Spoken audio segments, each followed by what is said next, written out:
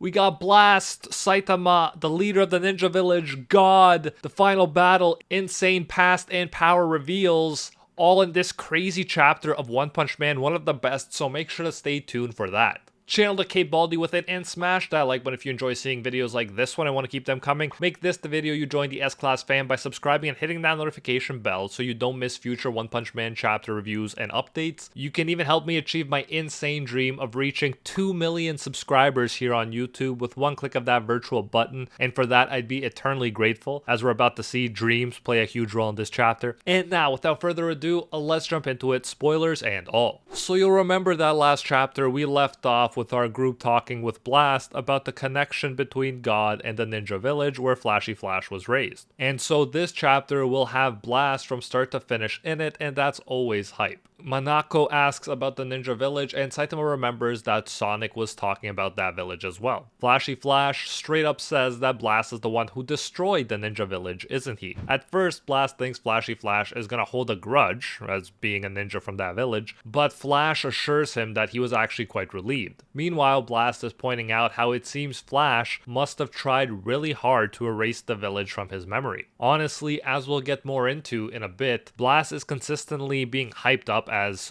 very, very strong. Here we see he single-handedly wiped out the ninja village, and we saw how filled this ninja village is with, well, fierce ninjas. I'd like to see him either spar with Saitama or come across an opponent he can't quite overcome, and that might happen when he finally catches up to God, and we're gonna get into that in this chapter as well. But anyways, we're getting a sense of how high his level is, and it seems to be very impressive right now. When Saitama is confused, Flash finally explains that he was raised in the ninja village, a training facility for assassins. It was located deep in the mountains, inaccessible to ordinary people thanks to the barrier the founder put in place around it. The barrier is a nice touch as well, helps explain how they could stay so isolated. Flash comments that 9 years ago, right after he abandoned it, he heard it was completely wiped out by someone. He said he had no interest in something he freed himself from, but one thing bothered him, so during the 3 panels they were locating Manako, he went back to check on things. And Saitama compliments him saying so fast, but you gotta appreciate when they break the fourth wall like this and talk about time in terms of manga panels. Meta stuff like this always cracks me up. Even Manako compliments him saying great job not getting lost, only for Flash to reply, shut up. When he saw the outside and inside of the ninja village, he saw marks that appeared to be carved out of space in spherical shapes. So he immediately knew who had done it. By the way, how crazy are those powers? Blast can just carve stuff out of space with his punches. Like, really want to see him go all out very badly,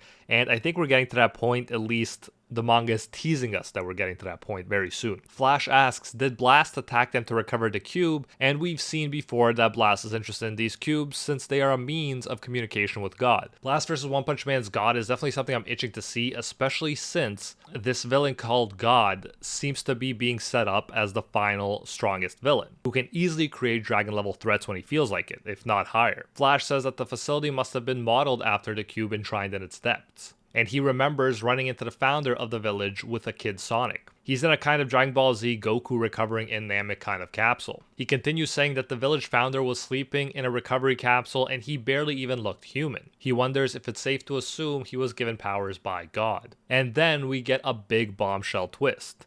Blast says, that guy is my partner. They used to hunt the cubes together, which in and of itself raises the crazy possibility of Blast at one point falling prey to God's influence as well as his partner did. That would definitely be a fun match for Saitama. Anyways, his partner followed the repetitive ninja name theme and was called Empty Void. And he looks like a stereotypical cool designed hero in the line of Blast rather than someone like Saitama. Blast says after his former partner monsterized, he forbade anyone from using his name and only wanted to go by that man among them. So that's why whenever we hear that man from now on, it'll be referring to this guy. And then we have another hilarious moment where an almost serious moment gets ruined by Saitama. Flash is serious, saying empty, and Saitama in his cool serious face says boiled, only for him to be corrected that it's void, not boiled. Blast says Void is the only person with the ability to open gates of the celestial rock cave that connects to the dimension where God hides. And that's why he's been searching so hard like this for a way to make him human again. So that's insane right there. Here we finally have an actual way for our guys to get to the dimension where they can actually have combat with this God character, which means we will get to that fight at some point. God isn't just an immaterial entity that cannot fight physically. I'd assume that God would defeat Blast at some point if they fought against each other, and then Saitama will have to defeat him, but excited to see how it all goes down. It's hard to say now. A woman comes in saying, "Excuse me, we just received a letter addressed to Mr. Flashy Flash, and it is from Sonic. It's a letter of challenge and goes like this: that man has awakened. He's after your head.